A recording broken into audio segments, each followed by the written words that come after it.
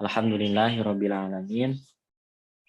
Wa bihi nasta'inu ala umuri dunya waddin. Asyhadu an la ilaha illallah wa asyhadu anna Muhammadar Rasulullah. Allahumma shalli ala sayyidina Muhammad wa ala ali sayyidina Muhammad. Amma ba'du. Puji dan syukur marilah kita panjatkan kepada Allah Subhanahu wa taala karena berkat rahmat beserta karunia-Nya, alhamdulillah pada pagi hari ini kita bisa menjalankan salah satu kewajiban kita, yaitu laksanakan thalabul ilmi, yang mudah-mudahan berkumpulnya kita semua walaupun melalui media Zoom ini dapat menjadikan salah satu penggugur bagi dosa-dosa kita. Amin ya Allah ya rabbal alamin. Salawat dan juga salam semoga lalu tercurah limpahkan kepada Nabi junjungan kita semua, yaitu Habibana wa Nabiyana Muhammad Sallallahu Alaihi Wasallam, kepada keluarganya, kepada para sahabatnya, para tabiin, dan kepada para ulama, serta kepada kita semuanya, yang mudah-mudahan kita termasuk umat yang taat dan patuh terhadap ajarannya.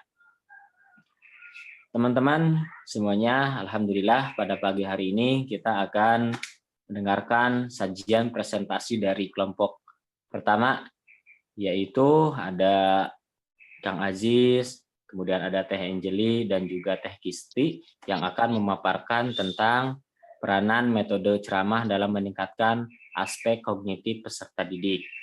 Nah, oleh karena itu, marilah kita senantiasa membuka perkuliahan ini dengan diawali dan membaca basmalah bersama-sama. Bismillahirrahmanirrahim. Supaya tidak terlalu banyak menyita waktu, langsung saja saya serahkan kepada para pemateri untuk memaparkan apa yang hendak disampaikan. Silakan untuk pemateri pertama. Terima kasih. Ya, bismillahirrahmanirrahim. Suara saya terdengar? Terdengar. Ya. Bismillahirrahmanirrahim. Jadi pada hari ini kelompok 1 akan mempresentasikan sebuah materi daripada mata kuliah model pembelajaran yang temanya metode ranah kognitif, di mana artikel yang kami angkat pada pertemuan kali ini yaitu peranan metode ceramah dalam meningkatkan aspek kognitif peserta didik. Sebelum kita masuk ke dalam artikelnya, saya ingin sedikit mengulang kembali apa yang sudah dijelaskan oleh Prof sebelumnya. Jadi metode ranah kognitif ini itu kan berasal dari sebuah metode pembelajaran, sedangkan metode pembelajaran itu terbagi menjadi dua, ada yang metode konvensional atau tradisional, ada juga yang metode Qur'ani. Nah, di kelompok kami ini itu membahas tentang metode konvensional, di mana metode konvensional itu terdiri dari 3, ada yang ranah kognitif, afektif, dan juga behavioristik. Nah, kelompok kami ini tuh mengangkat metode ranah kognitif. Metode pembelajaran apa sih itu? Metode pembelajaran adalah cara atau alat untuk menyampaikan pesan, informasi, maupun nilai-nilai daripada si pembawa pesan, yaitu si pendidik, kepada penerima pesan, yaitu peserta didik.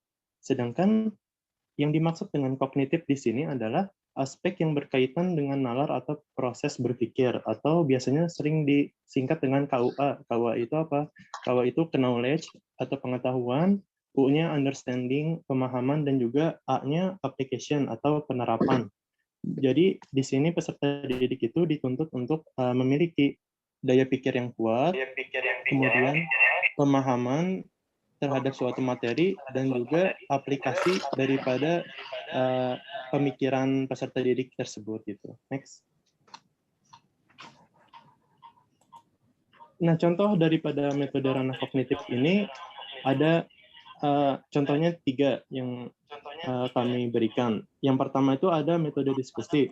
Metode diskusi adalah metode pembelajaran yang berkaitan dengan belajar pemecahan suatu masalah atau problem solving tertentu dengan cara komunikasi antar sesama peserta didik gitu. Jadi seperti yang kita tahu, metode diskusi itu adalah komunikasi yang dilakukan antara orang kepada orang lainnya, sehingga nanti diharapkan mampu memecahkan suatu masalah tertentu.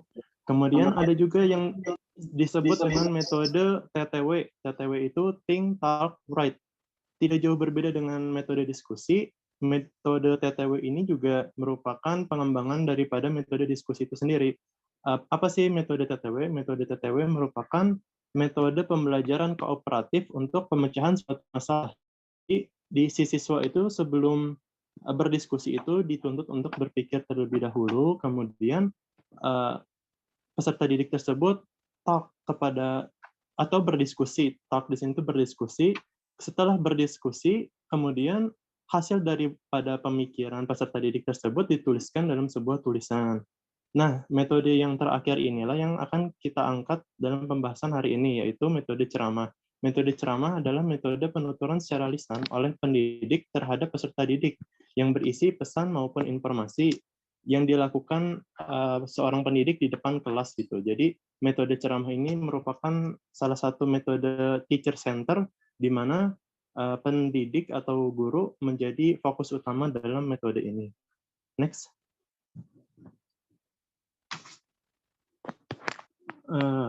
Ini merupakan pendahuluan daripada artikel yang kami buat. Jadi kenapa kita memilih artikel dengan judul Peranan Metode Ceramah dalam Meningkatkan Aspek Kognitif Peserta Didik? Pertama-tama metode ceramah itu sebagai metode pembelajaran konvensional, di mana metode ceramah itu paling populer dan hampir digunakan oleh seluruh peserta didik, seluruh pendidik gitu. Jadi setiap pendidik pasti melakukan metode ceramah ini gitu. Kemudian fokus utama dalam metode ceramah adalah transfer of knowledge. Jadi mentransferkan pengetahuan apa yang ada dari si pendidik kepada peserta didik sehingga diharapkan mampu menstimulasi daya pikir peserta didik itu sendiri. Kemudian yang ketiga, ceramah merupakan metode yang sangat fleksibel. Fleksibel di sini maksudnya dapat dipadupadankan dengan metode-metode lainnya. Jadi metode ceramah ini bisa disatukan dengan metode tanya jawab, metode diskusi, metode dan lain-lainnya gitu. Oke, next.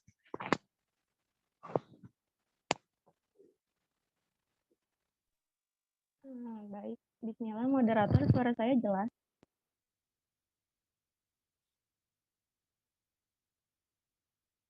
Jelas ya suara saya. Jelas. Selanjutnya yaitu metode penelitian. Jadi metode penelitian yang kami gunakan ini yakni metode kualitatif dengan pendekatan kajian pustaka, yang mana kami mengkaji lebih dalam apa yang diteliti dengan cara mengumpulkan buku-buku atau jurnal yang berkaitan dengan pembahasan.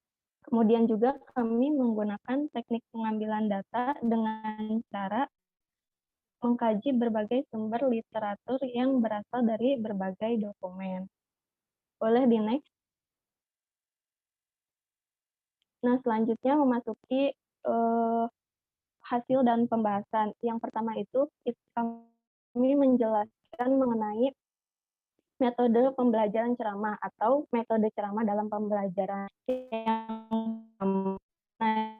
yang itu bahasa metode ceramah merupakan penuturan atau penerangan secara lisan oleh guru terhadap peserta didiknya di dalam kelas. Nah, jadi alat interaksi yang utama dalam metode ceramah ini adalah berbicara. Nah, jika didefinisikan secara istilahnya itu, maka metode ceramah merupakan cara menyampaikan sebuah materi pelajaran dengan cara penuturan lisan kepada peserta didik atau khalayak ramai. Nah, dalam metode ceramah ini, pada dasarnya seorang guru itu yang mendominasi dan menjadi subjek sebuah pembelajaran, sementara peserta didik itu adalah sebagai objek pasif yang menerima apa yang disampaikan oleh guru. Namun, tentunya kunci sukses dalam menggunakan metode itu tergantung kepada seorang guru, bagaimana guru menerapkan dan mengendalikannya dalam pembelajaran.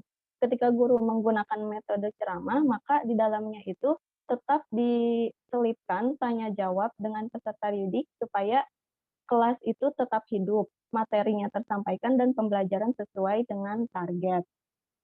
Boleh di next? Nah, selanjutnya itu desain metode ceramah.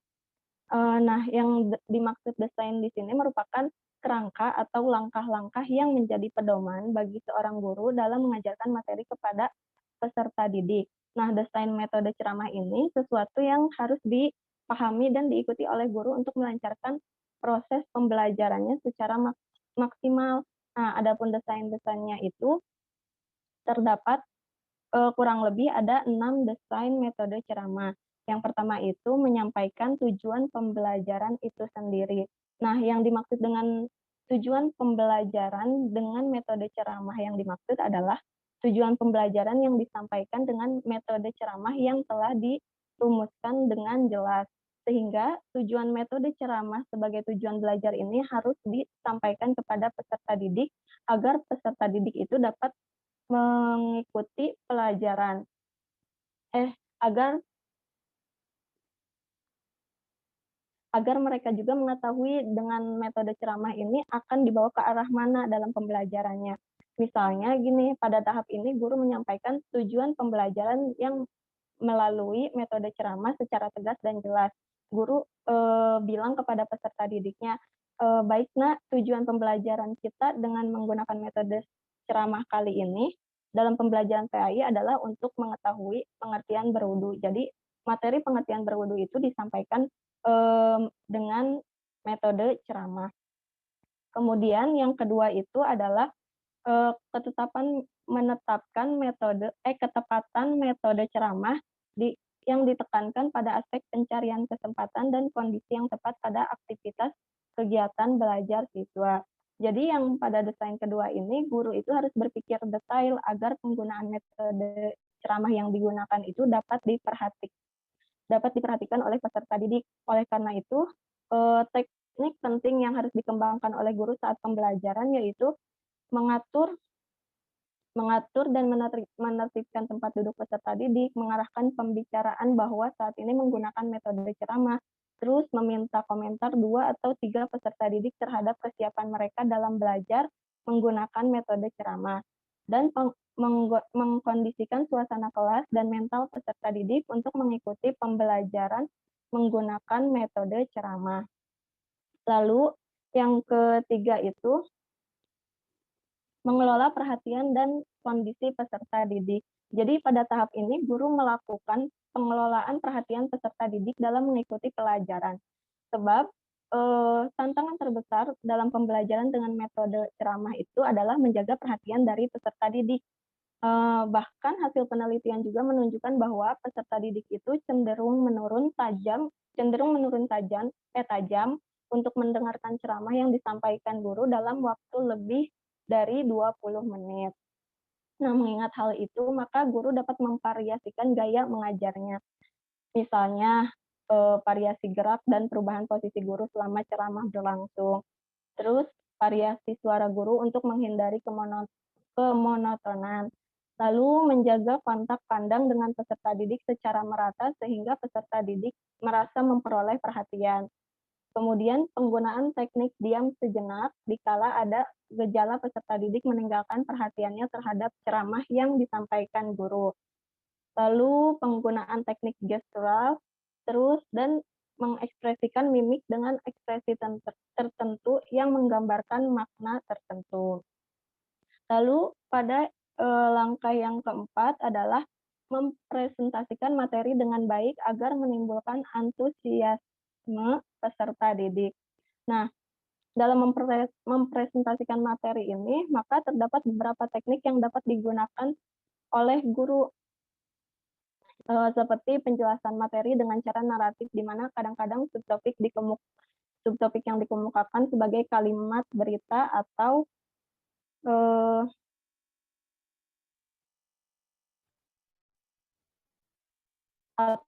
deklaratif. Terus presentasi dengan tanya jawab, menjelaskan materi dengan menanamkan pengertian yang jelas, dan terakhir guru juga harus menjelaskan materi dengan menyebutkan hikmah apa yang didapat dari materi yang dijelaskan. Lalu yang kelima itu adalah memberikan konklusi materi pembelajaran yang diajarkan oleh guru. Nah, konklusi atau kesimpulan ini menjadi semacam pengikat akhir tentang bahan atau materi yang diajarkan oleh guru. Dengan demikian, diharapkan peserta didik itu memperoleh gambaran yang lengkap, bulat, menyeluruh dari seluruh materi yang diajarkan. Nah, dalam konklusi ini, tekniknya itu guru bisa memberikan kesimpulan atau bisa juga guru meminta kepada peserta didik untuk memberikan kesimpulan. Dan yang terakhir itu melakukan evaluasi atau sebagai umpan balik dari peserta didik. Nah, guru menggunakannya itu antara lain bisa dengan bertanya kepada peserta didik dengan menunjuk beberapa dari mereka secara acak, atau bisa juga memberikan kepada peserta didik untuk bertanya. Nah, mungkin sekian. Selanjutnya akan dijelaskan oleh pemateri selanjutnya. Nah, di sini Anjali akan menjelaskan tentang kelebihan metode ceramah. Di sini ada 4. Yang pertama itu dapat diterapkan secara efektif dalam kelas yang besar maupun kecil. Terus yang kedua merupakan cara yang paling efektif untuk mengajarkan konsep dan keterampilan yang eksplisit pada siswa yang berprestasi rendah. Terus yang ketiga dapat digunakan untuk menekankan poin-poin penting atau kesulitan-kesulitan yang mungkin dihadapi siswa sehingga hal tersebut dapat diungkapkan. Terus yang keempat dapat menjadi cara untuk menyampaikan informasi yang banyak dalam waktu yang relatif singkat yang dapat diakses secara setara oleh seluruh siswa. Nah, dalam kelebihan ini juga metode ceramah itu seperti yang dijelaskan oleh teman-teman tadi dapat dikomunikasikan dengan metode yang lainnya seperti tanya jawab, diskusi kelompok, melakukan tugas atau melakukan simulasi menyusun laporan atau mencatat. Next. Nah, di sini juga ada kekurangan dari metode ceramah itu sendiri. Yang pertama, metode ceramah sangat bergantung pada gaya komunikasi dan kreativitas pendidik. Terus yang kedua, jika metode ceramah tidak banyak melibatkan siswa, maka siswa akan kehilangan perhatian setelah 10-15 menit dan hanya akan mengingat sedikit isi materi yang disampaikan. Seperti guru hanya menjelaskan, tidak memperhatikan siswa dan tidak diskusi di sela-sela metode ceramah tersebut. Terus yang ketiga itu bersandar pada kemampuan siswa untuk mengasimilisasikan informasi melalui kegiatan mendengarkan, mengamati, dan mencatat. Terus yang keempat, karena model pembelajaran langsung melibatkan banyak komunikasi satu arah, jadi guru itu sulit untuk mendapatkan umpan balik mengenai pemahaman siswa. Ini juga seperti kata-kata yang diucapkan guru itu ditafsirkan oleh peserta didik itu beda gitu. Jadi cenderung peserta didik itu kurang kreatif. Jadi ini kekurangan-kekurangan dari metode ceramah itu sendiri. Terus next. Nah, di sini ada peran metode ceramah dalam pengembangan aspek kognitif itu sendiri itu dijelaskan di sini. Jadi dengan metode ceramah ini pendidik menyampaikan informasi yang banyak dalam waktu yang relatif singkat itu dapat diakses secara setara oleh seluruh siswa.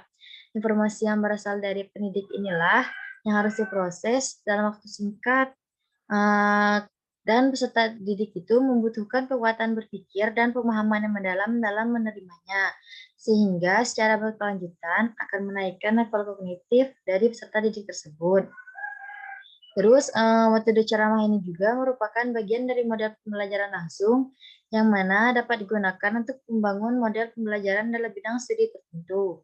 Guru dapat menunjukkan bagaimana suatu permasalahan dapat didekati, bagaimana informasi dianalisis, dan bagaimana suatu pengetahuan dihasilkan. Cara ini itu memungkinkan peserta didik melakukan pemikiran kritis dan analisis dalam setiap permasalahan yang ada dalam pembelajaran di dalam kelas. Terus metode ceramah ini juga tidak harus hanya menggunakan metode ceramah gitu dalam suatu kelas, karena itu akan membuat murid-murid bosan dan aspek kognitifnya itu hanya sedikit meningkat. Jadi diharapkan bisa dibarengi dengan metode-metode yang lainnya gitu. Next. Nah, terus ini juga media pembelajaran visual seperti buku-buku, lembar kegiatan siswa LKS yang akan dipelajari peserta didik perlu mendapatkan pendekatan dan arahan pembelajaran oleh pendidik terlebih dahulu. Karena pada beberapa situasi akan ada poin-poin di dalam bahan ajar tersebut yang akan misconception jika langsung dicerna oleh peserta didik. Nah, disinilah peran metode ceramah dapat bermanfaat untuk menyampaikan pengetahuan yang tidak tersedia secara langsung bagi peserta didik. Jadi ada waktu di mana metode ceramah itu dibutuhkan dan ada juga waktu di mana metode ceramah itu diselingi dengan metode yang lainnya. Perlu diingat juga bahwa metode ceramah perlu dikombinasikan dengan metode lainnya agar kondisi pembelajaran dapat berjalan dengan antusias dan kondusif. Disinilah peran pendidik itu mengupgrade kreativitasnya agar dapat menciptakan situasi kelas yang memungkinkan berjalannya suatu pembelajaran. Tanpa kreativitas, seorang pendidik dalam meracik model dan metode pembelajaran yang tepat di setiap pertemuan, tentu saja hal ini akan mengakibatkan rasa kebosanan pada peserta didik. Nah, seperti yang tadi dijelaskan, jika tidak ada metode atau kreativitas metode guru dalam pembelajaran, maka akan mengakibatkan bosan gitu dalam pembelajaran. Maka harus diselingi dengan metode yang lainnya. Next. Nah, ini dijelaskan oleh yang lainnya.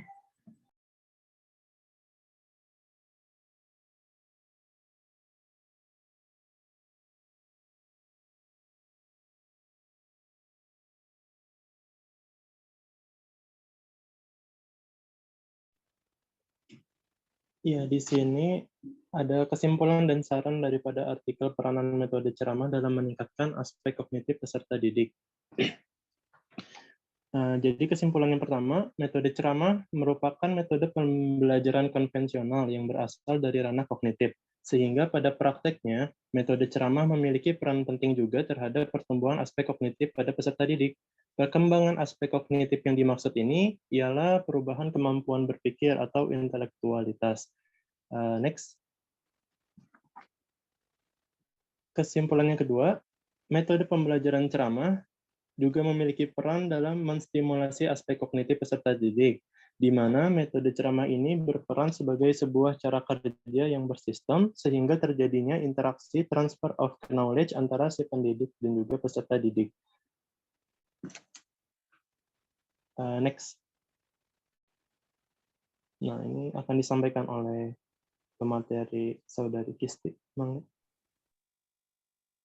Nah, selanjutnya, kesimpulan selanjutnya yaitu selain yang tadi telah disebutkan oleh pemateri sebelumnya, bahwa metode ceramah juga dapat menjadi penghubung antara peserta didik yang memiliki kesulitan dalam pembelajaran dikarenakan faktor-faktor individual yang berkaitan dengan materi pembelajaran yang sedang dijalankan oleh peserta didik. Kemudian next.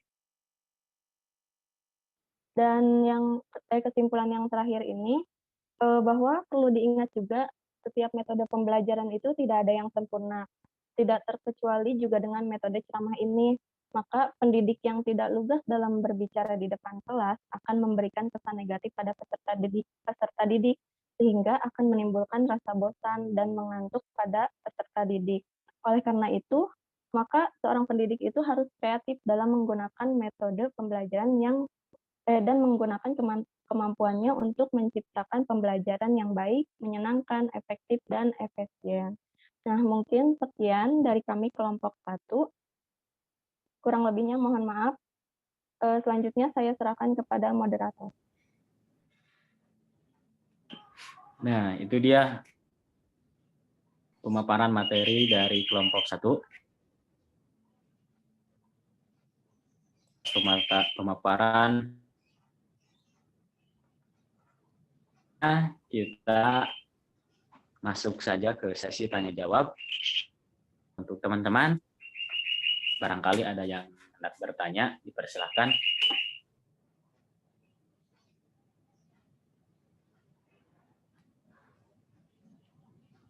Banyak kok.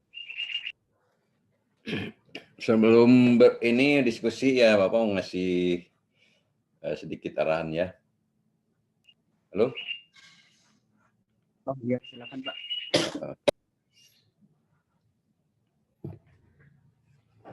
Baik, Assalamualaikum warahmatullahi wabarakatuh. Waalaikumsalam. Pak Iman ada ya? Sudah masuk dari dulu. Hari ini kita mulai berdiskusi tentang metode pembelajaran PAI khususnya ya. Seperti yang dikemukakan pada awal-awal perkuliahan kita bahwa judul mata kuliah ini model, tetapi kita lebih menekankan kepada metode karena diharapkan pengetahuan kalian tentang metode ini bisa dijadikan modal dasar untuk praktikum nanti atau PPL. Kalau dalam situasi normal, mata kuliah ini biasanya suka rame di kelas itu karena ada simulasinya gitu ya. Bagaimana cara mengajar yang baik begitu. Simulasi ke depan ya berperan sebagai guru, berperan sebagai murid gitu, auden itu. Bagaimana menyampaikan materi pembelajaran itu. Nah, itu harapan saya begitu ya untuk dijadikan sebagai landasan teoritis begitu ya, dan sedikit pengalaman bagaimana kalian nanti melaksanakan tugas mata kuliah PPL di lapangan. Nah, memang tidak boleh kaget nanti di lapangan ketika menyebut metode Qur'ani, karena ini dianggap belum lazim gitu ya. Belum lazim itu artinya arahan-arahan dari kurikulum yang ada tentang PAI. Nampaknya enggak ada yang menyebut metode Qur'ani ya. Tetapi logikanya begini. Karena kita ini perguruan tinggi, kemudian disiplin ilmunya tentang ilmu pendidikan agama Islam, tentu kita harus melaksanakan atau mengembangkan keilmuan itu berlandaskan pada ajaran Islam. Nah, yang selama ini pembelajaran PAI itu mengadopsi dari metode-metode yang dikembangkan di negara-negara maju, katakan, atau di negara-negara yang tidak mengajarkan pendidikan agama di sekolah. Sangat ironis kan gitu ya. Kita mengadopsi cara-cara mengajar dengan mengambil dari negara-negara yang tidak mengajarkan agama itu sendiri. Kenapa tidak kalau kita mencoba mengembangkan? Jadi landasan berpikirnya seperti itu. Makanya saya mencoba menulis buku itu sebetulnya ingin menjawab apakah Islam punya enggak metode untuk mengajarkan agama Islam itu sendiri, gitu ya. Jadi ini harus dijadikan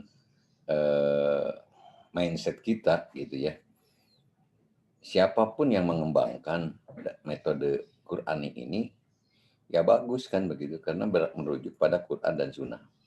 Ternyata ketika digali di Quran itu sangat kaya dengan metode pembelajaran itu.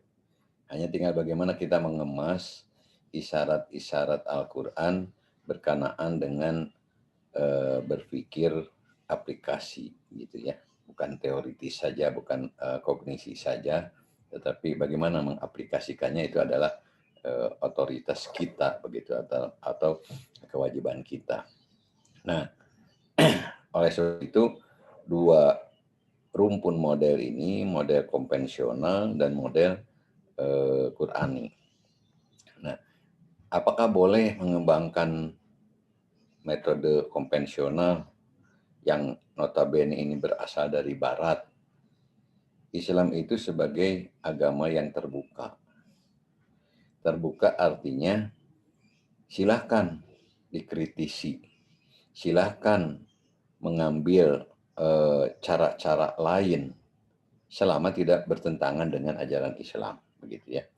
Jadi tidak haram kita, tidak dilarang mengambil cara berpikir atau mengambil pendekatan, strategi atau metode yang dikembangkan oleh mereka katakanlah non muslim selama itu tidak bertentangan dengan prinsip-prinsip ajaran Islam begitu. Metode konvensional banyak sekali. Ya salah satunya ini metode ceramah. Tadi sudah kita dengarkan apa itu metode ceramah, kemudian kelebihannya, kekurangannya segala macam, dan tadi ada kesimpulan. Memang metode yang paling tua katakanlah ya, dan metode yang tidak bisa dilepaskan dari metode apapun, yaitu menyampaikan pesan. Nah, penyampaian pesan itu kalau tidak diomongkan, tidak akan utuh begitu ya. Sebab itu metode ceramah pasti dibutuhkan untuk pengembangan metode-metode yang lainnya. Nah itu tentu ada kelebihan kekurangan. Kelebihan kekurangannya itu sangat tergantung kepada si pembawa materi itu atau si gurunya itu sendiri.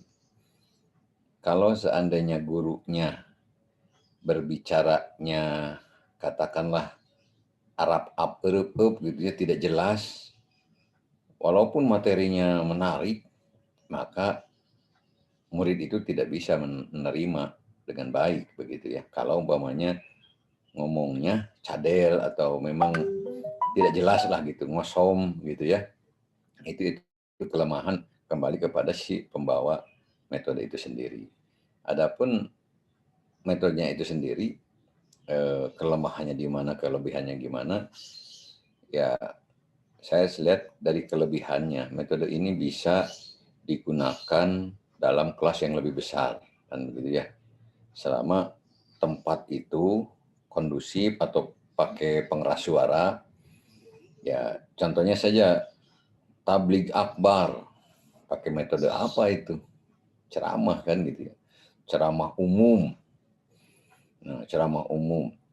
Tapi kalau kuliah dengan menggunakan metode ceramah umum, itu susah nanti aspek-aspek lainnya.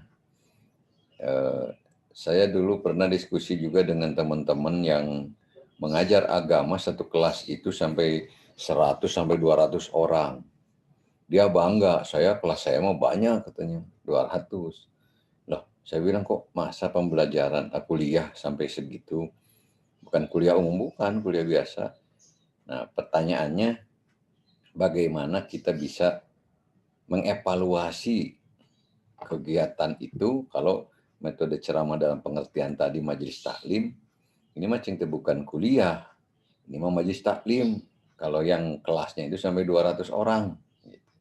Nah, kemudian dikembangkan dari 200 dari metode ceramah itu dengan metode diskusi umpamanya. Nah, diskusinya gimana? Diskusi kelompok, tema-tema yang ini, nah itu kan metodenya beda lagi dengan pendekatan student center begitu ya. Jadi pembelajaran siswa aktif dan seterusnya dan seterusnya. Saya kira itu nanti untuk materi-materi berikutnya tentang metode ceramah ini, tentang metode konvensional ini, saya harapkan semuanya sekelas ini bisa tampil gitu. Ada yang mungkin metode konvensional, ada yang Qurani, tapi prinsipnya semuanya harus tampil menyajikan makalahnya. Kemudian tadi PPT-nya tolong dikirim ya, Bapak tadi menyimaknya sepotong gitu ya. Kemudian tulisannya juga supaya nanti bisa dikembangkan. Konsultasi ke Pak Iman untuk bisa jadi jurnal lah begitu ya. Jadi naskah jurnal dari dari presentasi ini, dari kelompok ini. Karena metode ceramah itu sangat populer, hampir semua pembelajaran pasti akan menggunakan metode ceramah. Baik, itu aja arahan atau tambahan dari Bapak. Silakan dilanjutkan ke diskusi berikutnya. Ya, Prof. Terima kasih. Silakan Chef Soleh dilanjutkan. Iya, Bapak. Terima kasih banyak. Kita lanjutkan ke sesi selanjutnya. Persilakan untuk teman-teman ada yang ingin bertanya.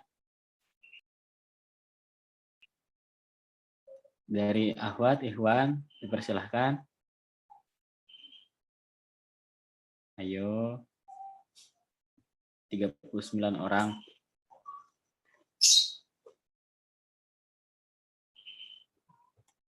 Asep izin bertanya, tapi sebelumnya mohon maaf off kamera. Cek suara Elia kedengeran nggak? Nah, silakan.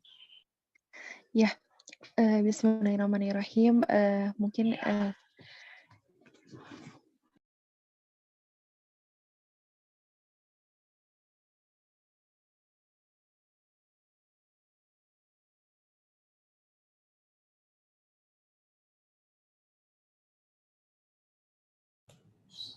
Hilang suaranya ya? Iya Pak, hilang Pak. Mungkin keluar. Sinyal terkendala. ada lagi nggak? Nah, naik itu karena tangga kalapa gerak. Nah, iya Bapak ini.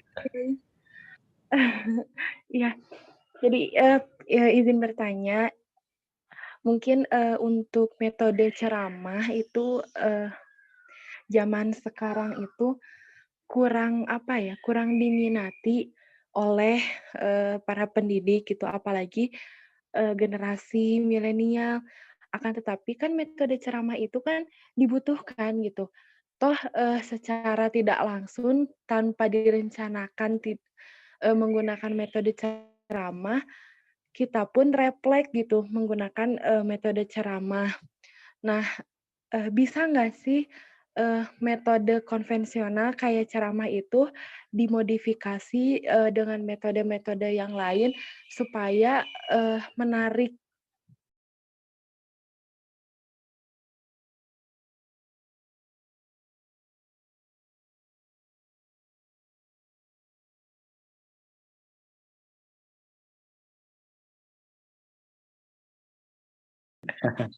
Iya, terima kasih banyak ya atas pertanyaannya.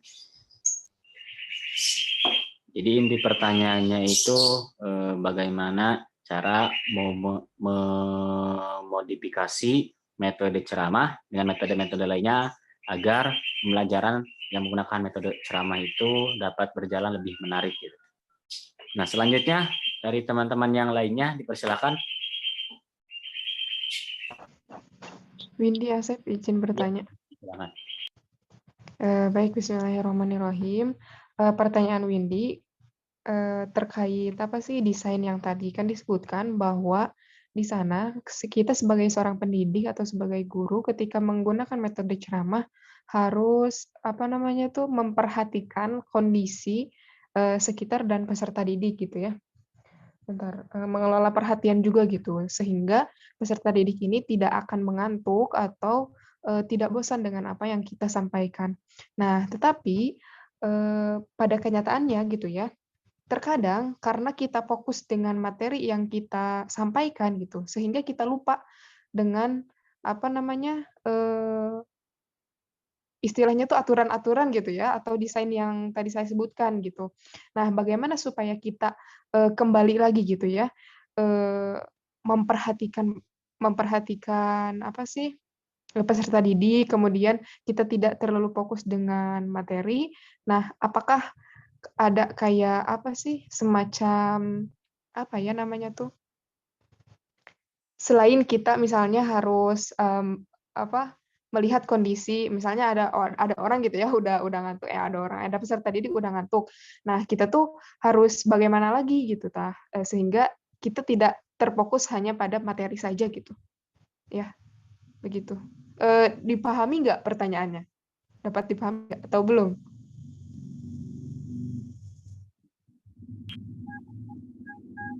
Gimana? Paham nggak?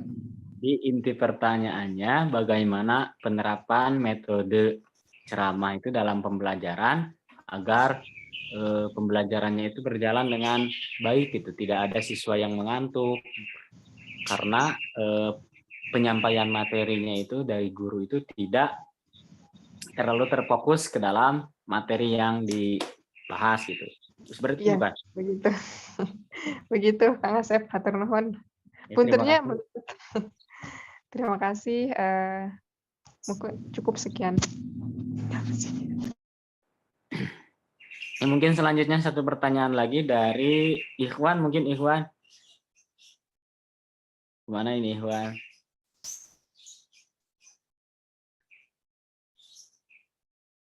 Gak ada yang on cam ya? Ada Kang Ajis doang. Tadi ada Kang Zenito. Biasanya Kang Satria, silakan Kang Satria. Lajeng. Kalau belum ada mungkin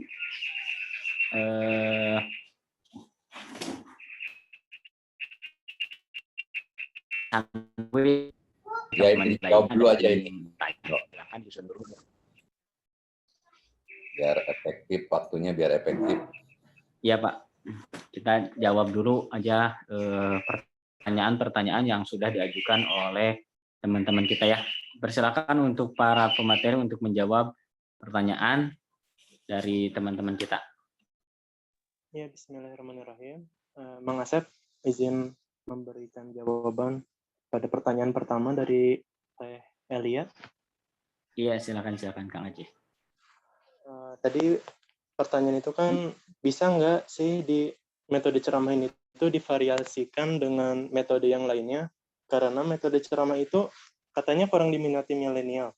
Terlepas dari diminati atau enggak ya, kalau menurut saya pribadi, metode ceramah itu sangat diperlukan gitu. Bahkan platform edukasi terbesar seperti Ruang Guru pun metodenya itu tetap ceramah gitu. Metode ceramah yang dipakai di sana kan dipadu-padankan dengan ada animasinya, ada presentasinya, ada juga kayak apa sih animasi bergerak gitu. Nah, jadi tentu saja bisa divariasikan, tetapi kita sebagai pendidik di dalam kelas mungkin dengan memvariasikannya dengan metode-metode lain yang bisa membuat si peserta didik itu aktif juga. Jadi meskipun metodenya ceramah, teacher center, tetapi kita tambahkan lagi dengan metode tanya jawab, misalnya metode sedikit diskusi. Nah, jadi kita juga mampu mengaktifkan si peserta didik gitu. Jadi agar si peserta didik itu tidak mudah bosan dan tidak mudah mengantuk juga begitu. Mungkin dari pemateri yang lain ada yang ingin menambahkan?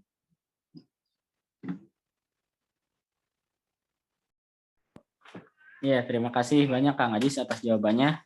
Silakan untuk pemateri lainnya, mungkin ada yang ingin menambahkan jawaban dari Kang Ajis, dari Teh Kristi sama Teh Angeli. Persilakan. Dari Angeli udah sih seperti yang tadi dikatakan Aziz, banyak yang tadi seperti dijelaskan di awal-awal bisa dikomunikasikan dengan metode-metode yang lainnya gitu, seperti tanya jawab, diskusi kelompok, melakukan tugas atau melakukan simulasi lainnya. Udah sih gitu aja. Ya, terima kasih Angeli. Dari Teh Kristi mungkin? Sudah cukup, Chef. Iya, baiklah. Sebelum dikembalikan kepada penanya, barangkali dari teman-teman ada yang ingin mencoba menambahkan terkait jawaban-jawaban dari para pemateri kita. Dipersilakan untuk teman-teman. Hitung sampai 5 ya. 1, 2, 3, 4, 5 ya. Tidak ada yang menambahkan. Bagaimana Teh Elia selaku penanya atas jawaban yang diberikan dari pemateri kita? Teh Elia. Iya, mungkin nanti dari Prof. Hudin sama Pak Iman bisa memberi tambahan supaya lebih paham. Ya kalau ditanya belum puas mah ya belum puas. Ya. Ya. Baik ya. Saya beri sedikit tambahan tentang pertanyaan tadi. Pertama, metode ceramah itu memang kembali kepada gurunya, style gurunya. Artinya ketika murid kelihatan ngantuk, ya, itu atau menjenuhkan begitu ya, maka harus segera mengambil strategi lain.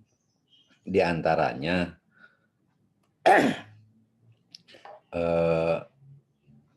diperlukan semacam apa ya ada keterampilan atau istilahnya ada selingan yang menarik.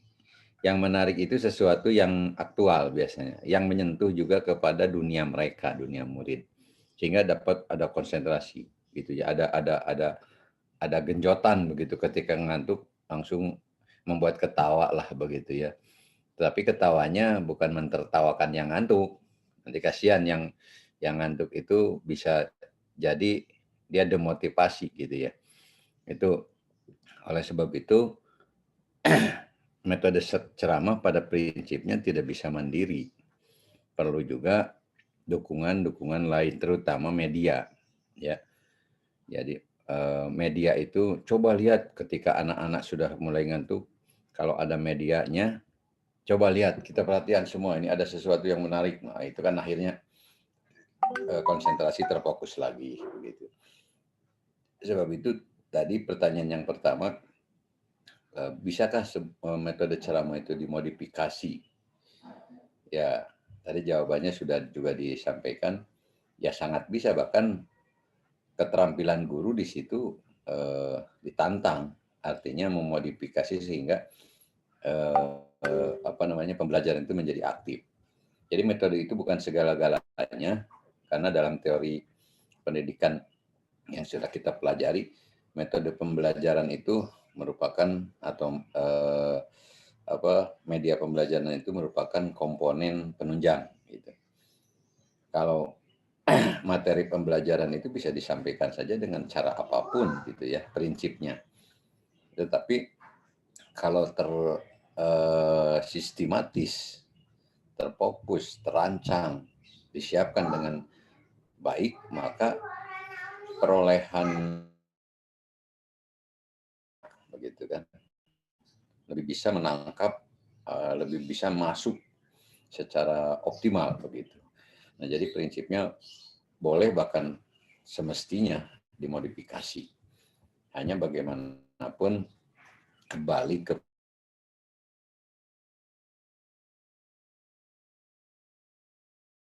dan taktik pembelajaran. Ada kemampuan-kemampuan lain gitu ya, bukan hanya sekedar menguasai metode. Saya kira itu tambahan dari saya. Silakan Pak Iman kalau mau beri masukan. Baik, Prof. Terima kasih izin share ya.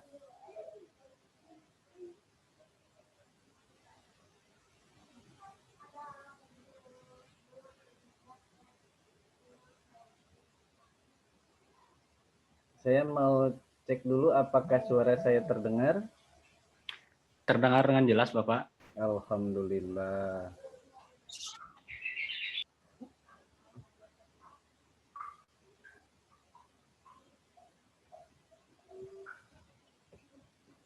Prof, izinkan saya mereview terlebih dahulu artikel yang ditulis oleh kelompok ini. Ya, silakan.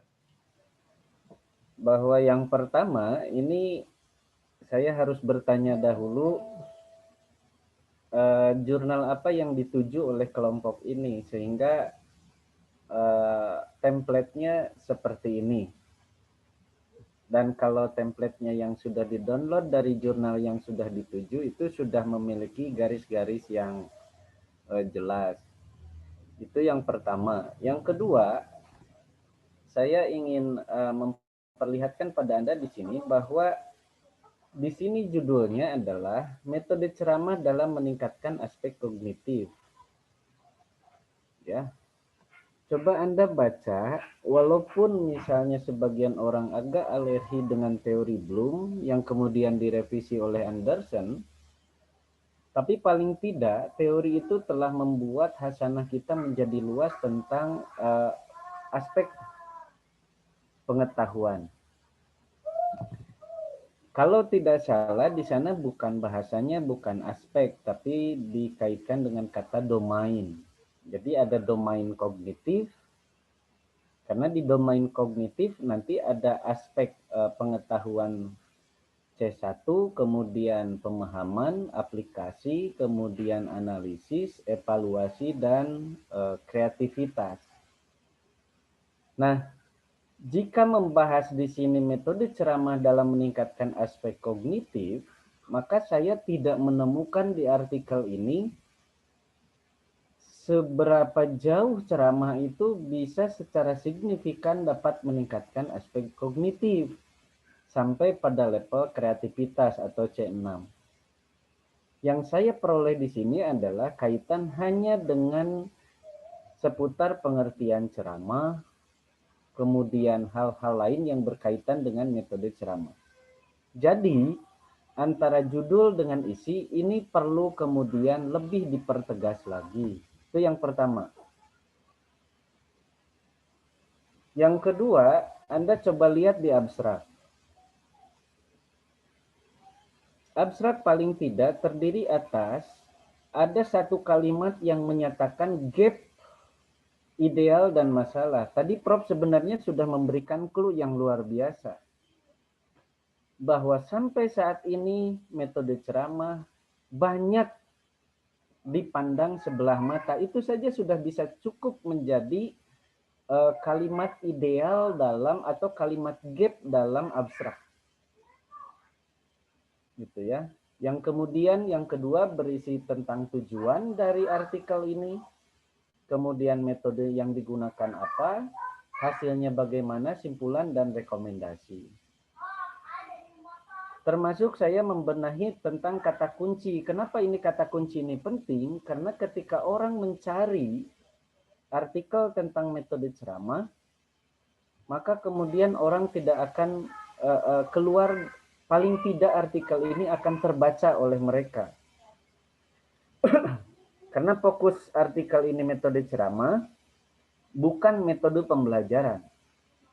Karena salah satu bagian dari metode pembelajaran adalah metode ceramah. Maka saya rekomendasikan 3 saja cukup. Kemudian di sini, jangan lupa setiap paragraf apa yang harusnya Anda lakukan adalah dari mana sumber yang Anda peroleh. Misalnya pembelajaran adalah suatu proses inovasi berkesinambungan. Ini kata siapa? Saya yakin bukan kata penulis. Tapi berdasarkan pada parafrase hasil bacaan. Nah, hasil-hasil bacaan Anda tolong cantumkan di sini. Untuk tidak mengurangi rasa hormat pada si penulis pertamanya. Misalnya kalau saya mengutip, metode Qur'ani pada abad 21 ini telah cukup atau telah banyak dilirik oleh para pemerhati pendidikan, terutama pendidikan Islam. Yang saya baca misalnya bukunya Prof. Syahidin. Maka kemudian walaupun itu kata-kata saya, tapi saya terinspirasi dari karyanya Prof. Syahidin, maka dengan tidak mengurangi rasa hormat akan saya cantumkan nama Profesor Syahidin. Tentunya tidak menggunakan gelar. Artinya bahwa setiap apa yang kita peroleh di sini, jika bukan kata atau kalimat penyambung preposisi antara satu paragraf dengan paragraf yang lainnya, silakan cantumkan sumbernya. Dan tadi sudah saya kirim, sertakan kutipan di paragraf 1 itu maksimal 5 tahun terakhir. Jangan buku lawas atau jangan jurnal lawas. Kemudian di sini saya sudah setuju dengan ini, tapi paling tidak keseluruhan dari pendahuluan ini adalah kalimat ideal semua. Sehingga saya tidak menemukan, sudah saya berikan komen dan sudah saya kirim ke pengirim kemarin ke siapa ini teh? Kristi atau Angeli ya? Angeli, Bapak. Oke, ke Angeli ya.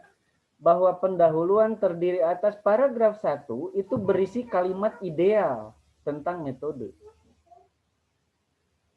Misalnya begini, tak dapat dipungkiri bahwa metode ceramah adalah metode yang paling memiliki umur panjang di dunia ini.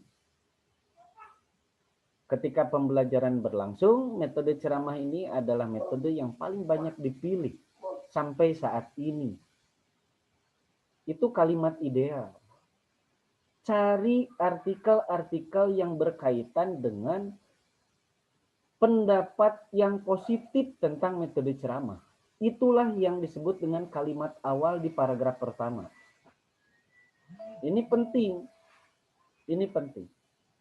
Baru kemudian paling tidak ada 200 kata di satu paragraf itu yang menyatakan kalimat ideal tentang metode ceramah.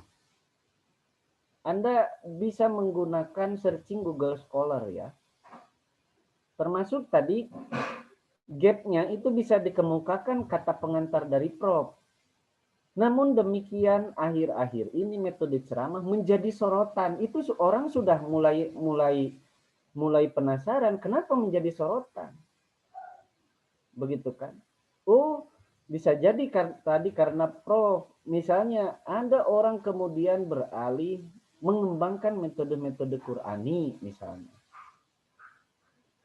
Jadi paragraf 2 adalah gap tentang metode ceramah yang mengatakan bahwa metode ceramah ini bahkan kalau perlu sifatnya provokatif gap itu. Tidak baik tentang metode ceramah.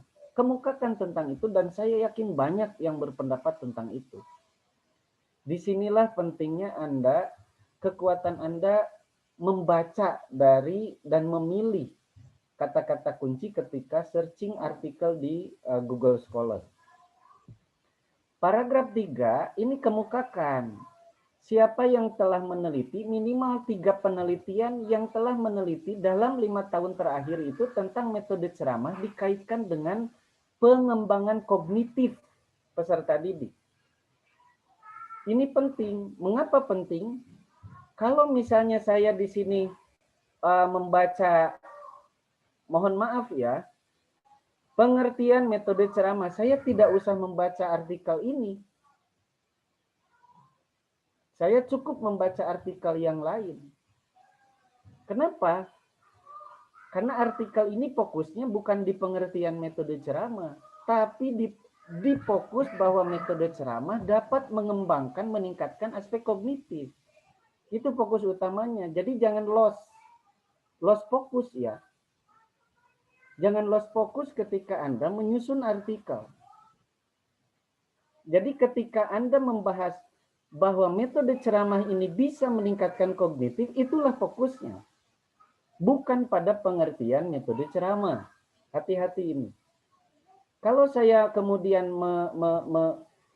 menyebutkan bahwa misalnya begini, metode hiwar Qur'ani atau metode hiwar, pola meningkatkan atau suatu bentuk metode meningkatkan ketajaman analisis berpikir siswa.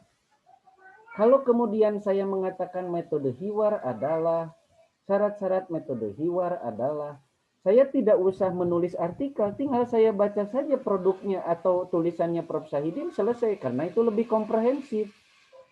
Lebih sangat bagus bagi saya. Daripada saya membaca artikel-artikel.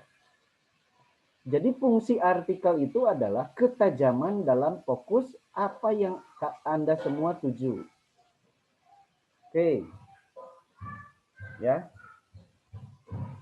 Jadi saya tidak menemukan di poin pendahuluan ini, di bagian pendahuluan ini, mana gap-nya, mana kalimat idealnya, dan 3 penelitian dalam 5 tahun terakhir ini. Sehingga, kenapa ini penting? Karena ketika Anda menyebutkan, ada beberapa penelitian yang mengkhususkan antara metode ceramah dengan meningkatkan kognitif itu, fokusnya dari sisi apa? Kalau penelitian Anda sama dengan orang lain, saya tidak usah membaca artikel ini, karena saya bisa menemukan di artikel yang lain. Artinya apa? Ada daya tawar yang saya tekankan sekali lagi. Ada daya tawar yang ditawarkan oleh Histi, yang ditawarkan oleh Angeli, yang ditawarkan oleh Ajis. Bahwa artikel ini mengupas dari sudut yang berbeda menggunakan teori. Nah, ini sudah ada teorinya sebagai bekal. Menggunakan teori ini sebagai bekal. Jadi ini bisa diangkat dalam judul. hegemoni Piaget dan Podolsky dan Tuch dalam penggunaan metode ceramah untuk mengembangkan aspek atau domain kognitif siswa. Itu bisa menarik. Saya bisa membaca. Bisa dipahami maksud saya. Jadi bukan peranan metode ceramah, nggak usah ditulis. Karena pasti berperan. Tapi ketika Anda menulis problematika Piaget atau misalnya pola metode ceramah Piaget dan Podolsky, Vygotsky, kemudian dan Tuch dalam meningkatkan domain kognitif siswa. Ini akan lebih menarik. Sehingga pertanyaan-pertanyaan yang muncul adalah bukan mengeluhkan metode ceramah. Siapa yang mau menentang kehebatan metode, siapa yang mau meragukan kehebatan metode ceramah? Saya kira semua guru, semua elemen pasti menggunakan metode ceramah walaupun hanya 5 menit. Jangan menafikan metode ceramah. Terlebih nanti kata Prof itu, apakah metode ceramah ini dikemas oleh guru yang bagus bercerita atau tidak bagus bercerita, atau bagus menjelaskan atau tidak bagus menjelaskan, maka itu syarat utamanya. Oleh karena itu, silakan Anda buat provokatif di kalimat pendahuluan berkaitan dengan ini. Misalnya, selama ini masyarakat pendidikan sumir dengan metode ceramah, bawaan yang relatif monoton, membosankan, dan bahkan tidak meningkatkan ketajaman kognitif siswa. Itu bisa menjadi kalimat provokatif. Teman-temanku yang saya banggakan, ini penting buat Anda. Karena jangan sampai Anda menawarkan sesuatu yang sama. Kalau Tia Khadijah melihat ada pedagang yang tiga-tiganya pedagang seblak, yang tiga-tiga seblaknya itu adalah sama rasanya, banyaknya, rasanya, kemudian sama harganya, saya kira buat apa Anda kemudian berjualan lagi seblak? Tapi bikin artikel ini dengan kemasan yang berbeda. Dilihat dari sisi mananya. Saya kira bukunya Prof. Sahidin yang aplikasi metode Qurani, Anda bisa gali menjadi judul skripsi dengan best practice yang berbeda-beda. Misalnya, keberhasilan mujadalah dalam pembelajaran fikih, itu belum ada. Gali tuh bukunya Prof. Jadi kalau Anda menemukan sesuatu yang baru di buku Prof, gali, jadikan best practice. Ini saya menarik. Ketika saya membuka buku Prof, bagaimana sekarang kekurangan teladan guru. Ketika guru tidak lagi menjadi teladan siswa. Padahal dalam bahasa Ki Hajar Dewantara, guru itu adalah yang digugul, yang ditiru. Ingar sosuntulodo, ing madio mangun karso, tut wuri handayani. Kalau guru kencing berdiri, murid kencing berlari. Kalau guru kencing berlari, bisa-bisa murid mengencingi guru. Artinya ada sisi lain yang harus Anda gali dari buku itu. Jadi penerapan metode uswah hasanah di tengah krisis keteladanan guru itu bisa menjadi sesuatu yang menjual. Jadi sekali-kali Anda boleh dong berpikir out of the box. Jangan terlalu pada kalau Prof itu ke saya sering ini ya Prof ya, sering provokatoran atau anak muda mah sekali-kali beda atau cara berpikirnya. Begitu kira-kira. Mari kita lanjutkan sedikit lagi. Ini juga untuk semua. Nah, di sini metode penelitian. Saya koreksi. Ini Anda mengutip yang mana ya? Harus disertakan apa tujuan penulisan artikel itu, maka dari tujuan itu adalah dasar rasional penulis memilih pendekatan kualitatif. Kalau penelitian ini adalah untuk mengeksplorasi pemikiran atau pendapat dari Piaget dan Vygotsky dan juga yang satu tokohnya lagi, maka kemudian kajian literatur, maka buku babon dari Piaget dan Vygotsky mana yang akan Anda urai? Wajib itu, sehingga disebutkan di sini data content analysis-nya adalah konten analisis dari buku sumbernya. Sehingga dikeluarkan. Tidak boleh ketika Anda mencoba menggali sesuatu, misalnya saya berikan contoh, ketika Anda meneliti tentang tafsir, tapi Anda mengenyahkan Quran, itu sama saja dengan bohong.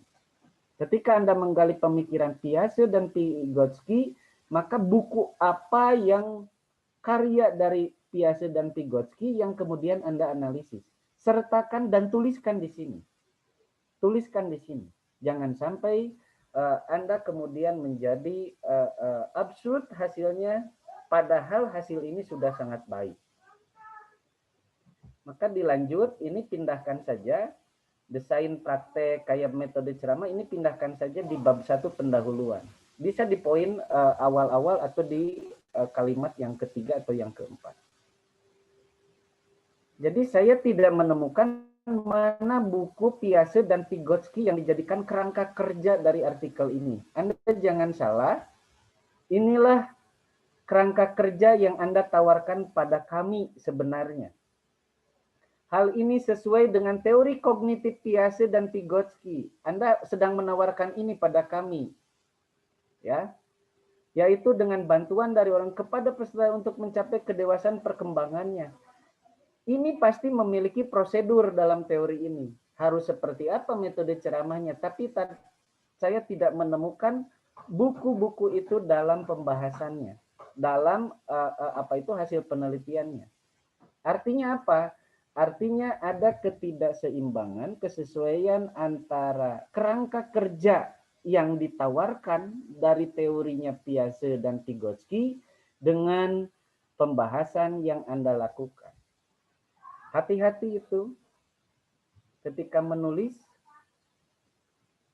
karena yang saya temukan hanya teorinya Hendrawan, Ahyad, kemudian Tambak, Afandi, kemudian teorinya Hendrawan lagi, Taniawati gitu ya, teorinya Vito. Saya tidak menemukan mana bukunya Piaget. Padahal itu adalah kerangka kerja yang ditawarkan. Seluruh artikel yang sudah semester 6 pas direview seperti ini, karena tidak main-main untuk semester 6. Terakhir, hati-hati dengan ini, dengan penyebutan kesimpulan. Kesimpulan adalah point of view. Point of view akhir dari penulis setelah mengetahui hasil penelitian dan fokus. Apa point of view? Point of view-nya adalah, kembali lagi ke judul, apakah metode ceramah ini dalam kerangka kerja Piaget dan Vygotsky ini memiliki impact terhadap peningkatan kognitif siswa atau tidak? Apakah teori Vygotsky ini mewarnai dalam penggunaan ceramah atau tidak mewarnai? Itu kira-kira point of view dari kesimpulannya. Jadi bukan lagi mengulang pengertian ceramah adalah, paham ya? Itu bukan kesimpulan. Itu bukan kesimpulan, itu namanya ringkasan. Itu ringkasan. Simpulan berbeda dengan ringkasan, tapi simpulan berisi dengan point of view. Dan yang terakhir, saran. Oleh karena itu, seorang pendidik harus kreatif. Ini tidak boleh seperti ini. Anda tidak boleh menceramahi orang lain. Anda tidak boleh lagi menceramahi orang lain dengan cara seperti ini. Oleh karena itu, seorang pendidik harus kreatif dalam menggunakan metode dan mengerti bakat terpendam. Bukan itu. Tapi kemukakan. Karena mewarnai dalam peningkatan kognitif siswa, guru dapat mempertimbangkan teori dari Piaget, teori dari Vygotsky untuk mengembangkan metode ceramah secara bervariatif. Itu boleh menjadi saran. Jadi setelah kerangka kerja diperoleh. Namun jangan lupa di akhir dari simpulan ini kemukakan kekurangan dari artikel ini. Itu wajib. Itu wajib.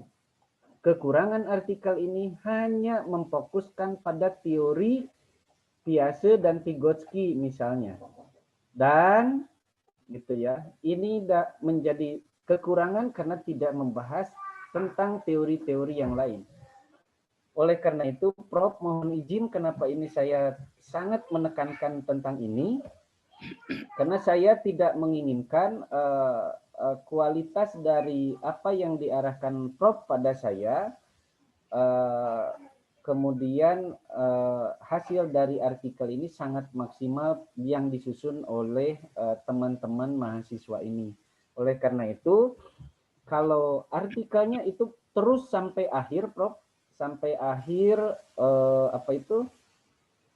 sampai akhir akan terus dibimbing. Saya mohon on cam, Prof, karena sedang di rumah ini juga, Prof. Agak flu. Jadi begini, Prof, maksud saya sebagaimana arahan Prof, bagaimana teman-teman semua. Jadi artikel ini tidak dikumpulkan terlebih dahulu, tapi PowerPoint-nya yang diserahkan pada kami, terutama pada Prof. Tapi artikelnya itu setelah Anda kasih pada saya, pada Prof, maka saya pasti mereview artikel itu setiap pertemuan.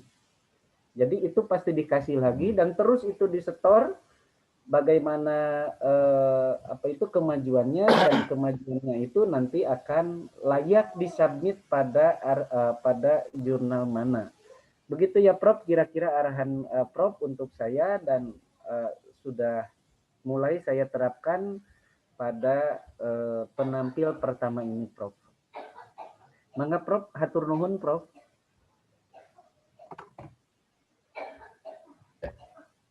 Bagus,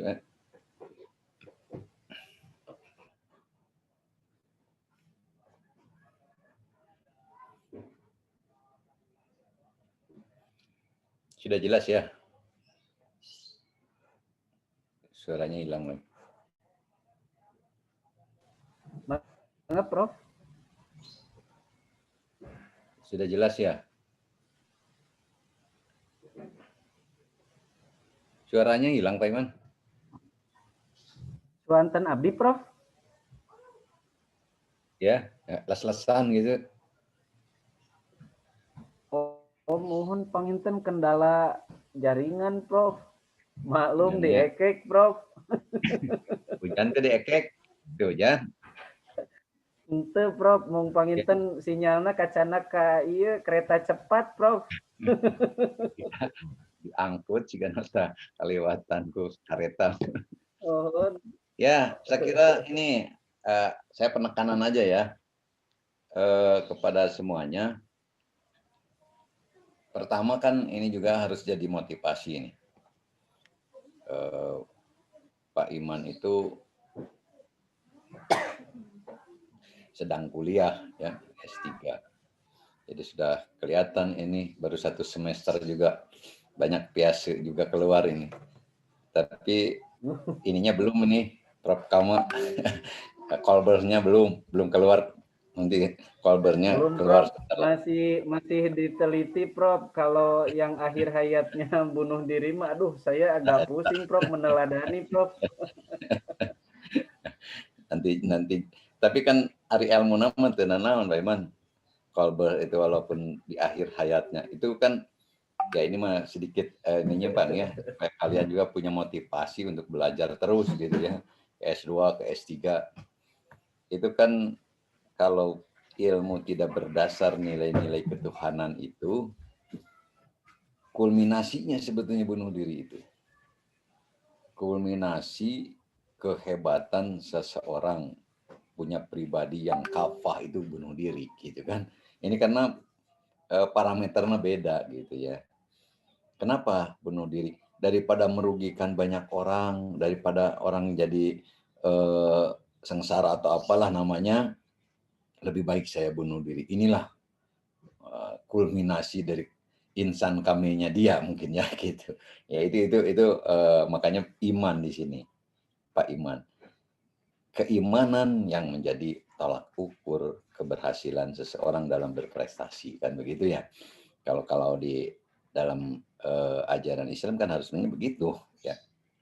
Jadi itu ilmunya mau boleh gitu, tapi karena landasannya berbeda, maka tentu hasilnya pun berbeda. Bagaimana Kolber menahap-nahapkan kepribadian itu awalnya begini dan kulminasinya sampai tidak boleh pernah merugikan siapapun, daripada ada kasus yang dia terlibat seolah-olah punya saham untuk merugikan orang, lebih baik saya bunuh diri dan ujung-ujungnya ya seperti itu. Ya itu komentar saya. Nah kemudian yang terkait dengan mata kuliah ini, kalian memang harus bersyukur begitu ya. Bersyukur itu punya Pak Iman.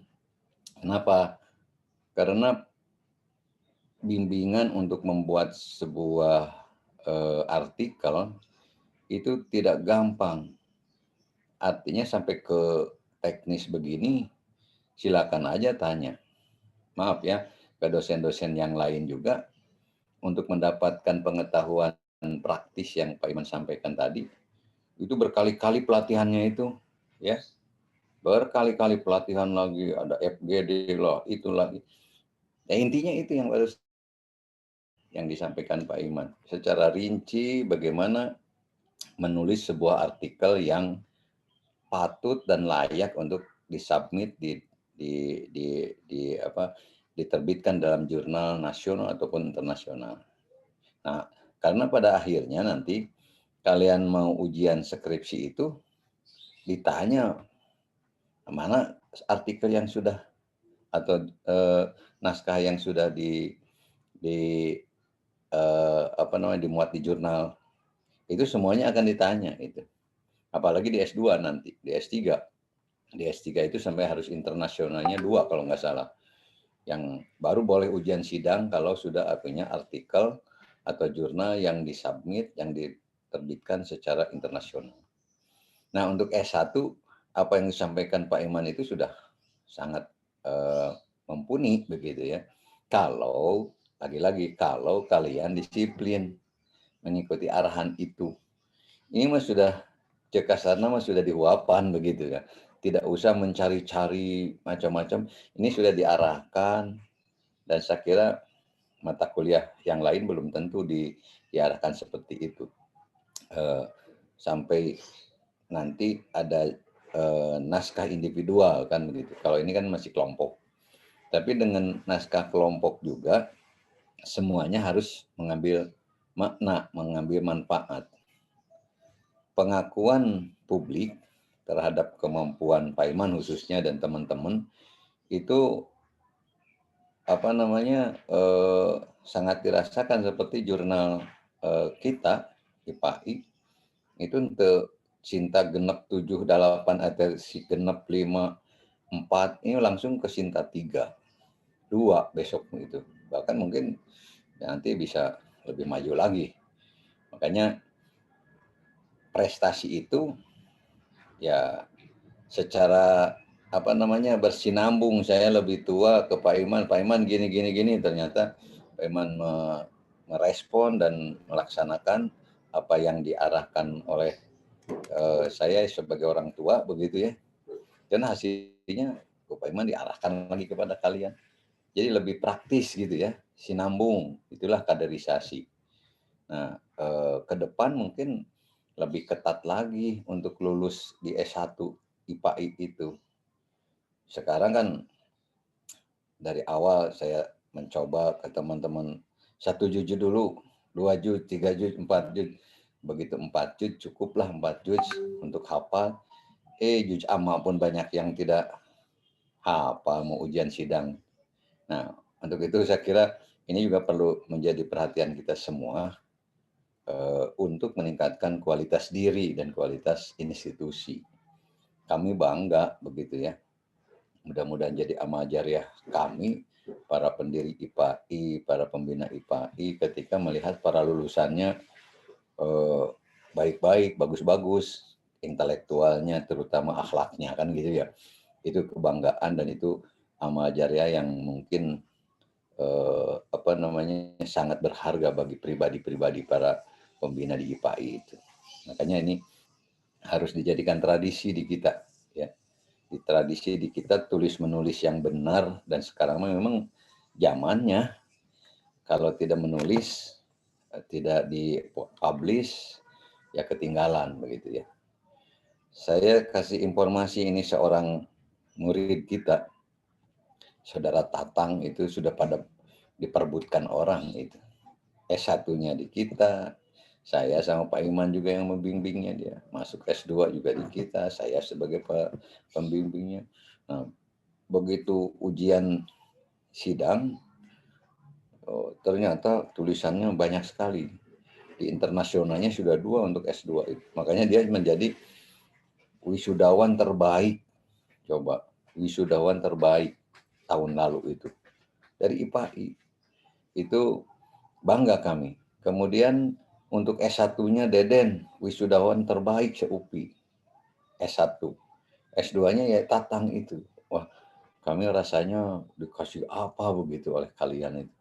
Karena upaya yang selama ini dilakukan itu betul-betul ada hasilnya gitu. Ya. Dan mudah-mudahan juga terus gitu ke setiap angkatan itu mencontoh senior-seniornya yang sudah berhasil. Itu dari sisi keilmuannya. Sisi lain,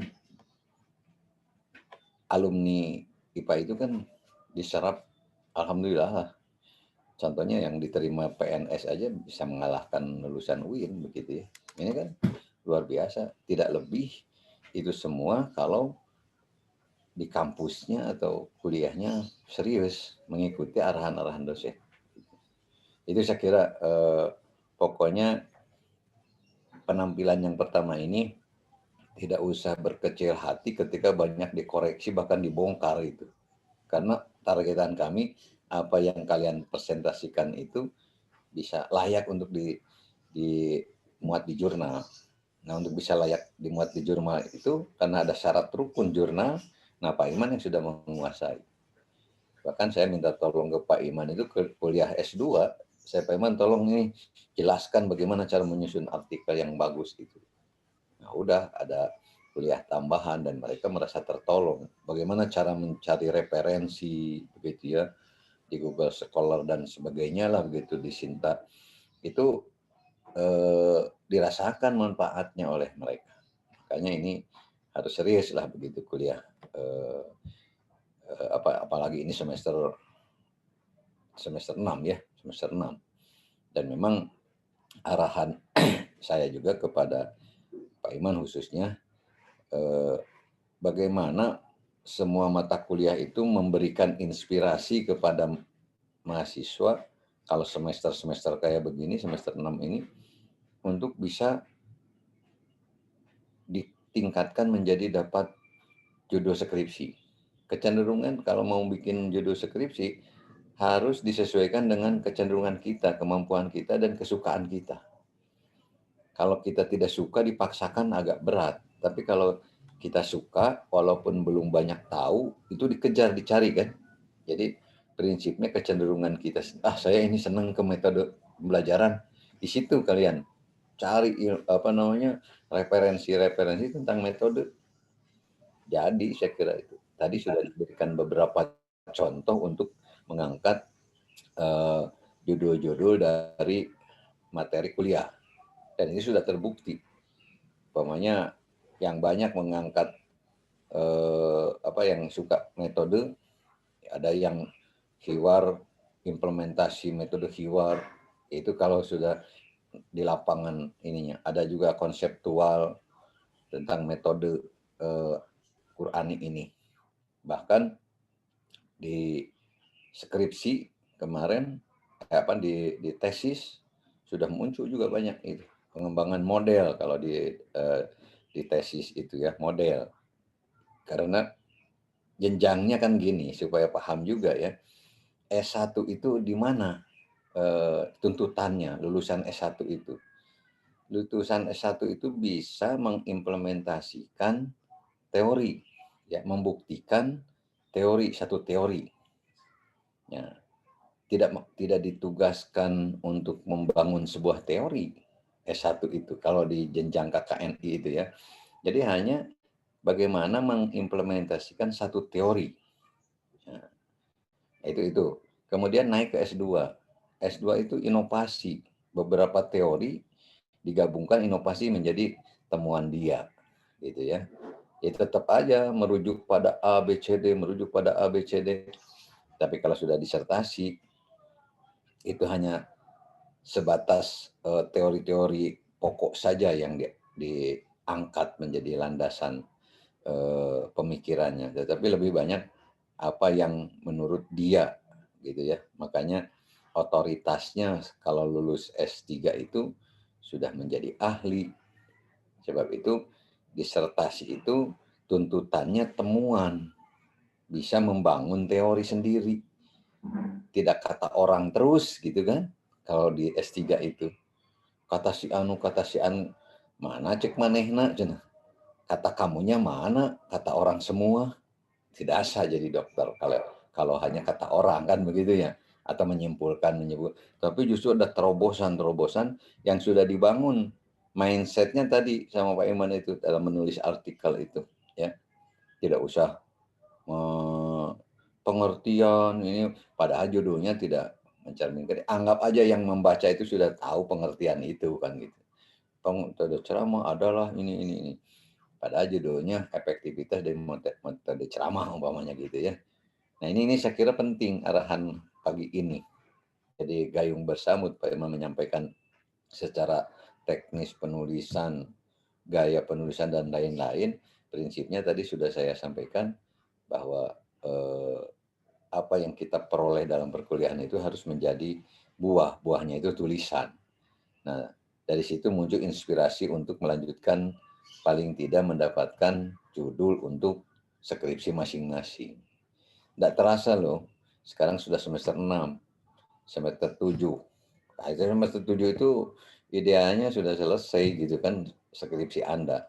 Kalau sekarang masih bingung mencari judul, cerita kakak kelas kalian. Itu dari yang 15 gitu ada 12 yang saya bimbing itu. Dari 23 orang itu. Itu satu angkatan, ada yang separuhnya itu udah selesai tepat waktu 3,5 tahun dan nilainya bagus-bagus. Karena apa? Dari awalnya diarahkan kamu gini ngagugu, hari nu tengah gugu, mainnya masih bingung mencari judul coba. Yang lain sudah ujian sidang masih bingung cari judul. Karena apa? Ya itulah lelet bin telat bin malaung bin naon deui lah gitu. Tapi kalau serius ya, ikuti arahan-arahan dosennya dengan yang bagus. Kira itu mata kuliah ini, karena kalau penampilan itu settingan artikel setiap kelompok itu. Ya di jurnal semua kelompok itu. Dan itu keuntungan bagi Anda. Sekarang banyak orang menunggu naskah-naskah itu. Jurnal berseliweran, tapi ada yang terakreditasi, ada yang tidak. Kalau kualitas tulisannya seperti yang barusan diarahkan, banyak yang mau gitu. Saya jadi bisa merekomendasi, saya di 3 jurnal gitu, saya editor di jurnal-jurnal pendidikan Islam itu bisa direkomendasikan. Ini ada tulisan bagus, ini ada tulisan bagus, ya tulisan kalian itu. Gitu. Baik, saya kira itu Pak Iman. Ya Prof. Tambahan saya. Baik, terima kasih Prof. Mohon maaf ya teman-teman, bukan saja pada kelompok satu akan seperti ini, tapi keseluruhan kelompok. Dan kenapa artikel ini menjadi strict? Karena artikel ini adalah deskripsi dari pemikiran penulis. Karena deskripsi pemikiran penulis, maka dalam penyusunan artikel ini perlu di-guide bagaimana alur-alurnya. Kemudian yang kedua, Pak Iman, sebentar Pak Iman. Ini saya mau masuk dulu ke kelas sebelah ya. Kayaknya udah kontak-kontak. Nanti saya nyusul masuk ya. menyusul, Prof. Ya, saya mau masuk duluan ya. Saya pamit ke semuanya ya. Assalamualaikum warahmatullahi wabarakatuh. Karena ini waktunya juga sudah lebih 1 menit, tapi saya ingin berpesan begini. Jujur saya sangat mencintai ilmu prodi ilmu pendidikan agama Islam.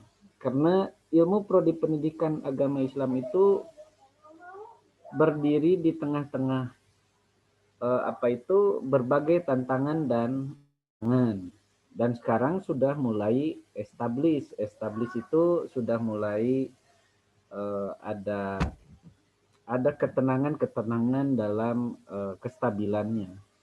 Oleh karena itu, dan saya sangat mencintai karya-karya para mahasiswa, dan saya sangat sayang kalau karya Anda semua itu tergeletak atau tersimpan di file-file saja.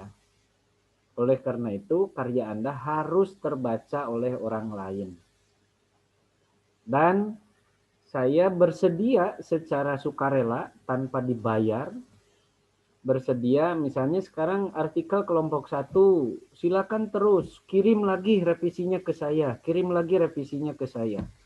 Bahkan Anda bisa janjian dengan saya Zoom bersama dengan kelompok 1 untuk artikel pada jurnal mana yang dituju. Sampai kemudian publish. Dan saya akan pilihkan jurnal yang gratis. Tidak usah bayar. Tapi itu terakreditasi. Artinya saya memiliki cita-cita semua tulisan Anda itu bisa hebat. Bahkan kalau tulisan Anda terindeks Scopus, katanya, apakah betul atau tidak, tapi saya tidak akan bilang dulu ke Anda, takut-takut menjadi pedoman, kalau saya bicara nanti jadi pedoman Kisti nanti. Katanya ada mahasiswa yang kalau sudah menulis di jurnal yang bagaimana, itu bisa tidak menyusun skripsi loh. Katanya. Tapi kalau saya seperti ini nanti Kisti dan siapa ini? Kisti, Angeli, dan Ajis getol banget sehingga mana Pak katanya tidak usah menyusun skripsi. Nggak tahu ya, itu baru katanya. Tapi bukan itu maksud saya. Harus Anda pahami kalau dengan Zoom ini kan tidak bertemu langsung. Kalau bertemu langsung mendak seneng saya. Jadi akan saya kawal sampai akhir, sampai submit artikel seluruh kelompok, bukan kelompok 1 saja. Akan saya kawal. Oleh karena itu, ke kelompok-kelompok yang lain, saya minta izin, waktunya 1 menit lagi.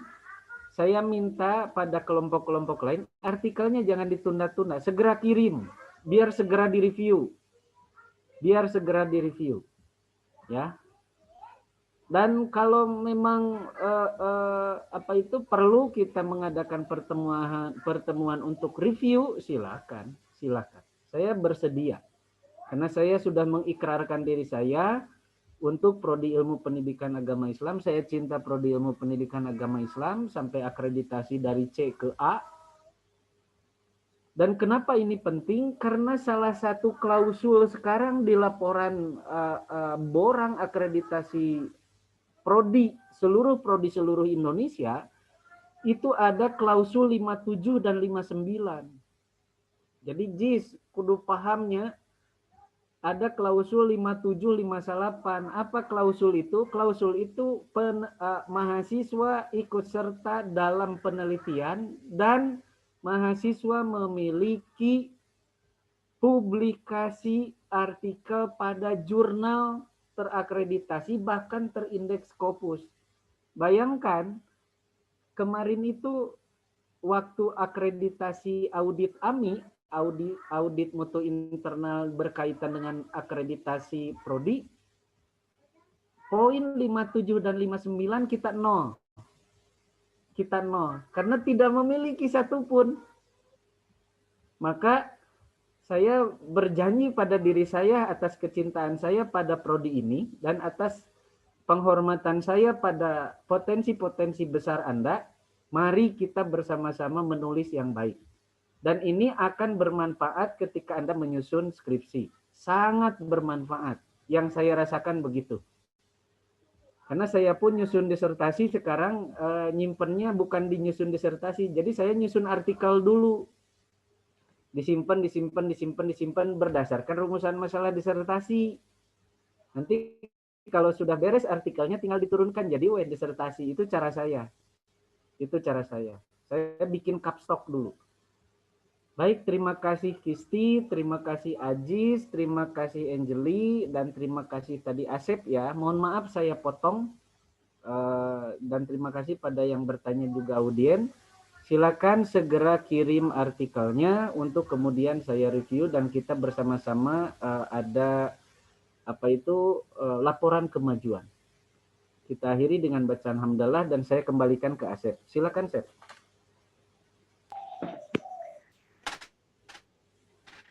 Ya, terima kasih banyak Bapak atas saran dan kita semua bisa terus berproses dan juga berkembang dalam lindungan dan juga keberkahan dari Allah Subhanahu wa taala. Amin ya Allah ya rabbal alamin. Hanya itu dapat saya sampaikan. Saya Asep Soleh selaku moderator pamit undur diri.